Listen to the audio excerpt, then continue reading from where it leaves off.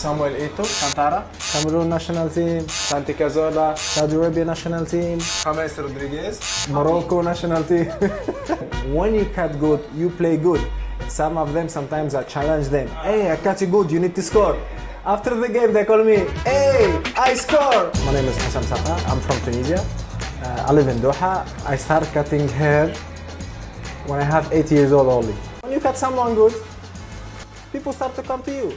Then social media come, and, everyone start to work on social media, and they are human like us. It's just a customer. Always football players, when they call me, especially before the big games, final, semi-final, something like this, they say, make me look so good. It's important for the football players to get fresh cut, to look good, to play good.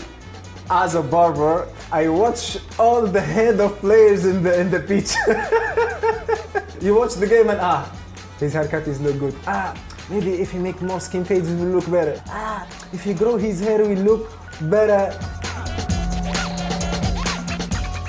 I wish we go to the second round. They are motivated, they are ready to fight. Because World Cup, everyone want to go so far. Inshallah they go so far, inshallah.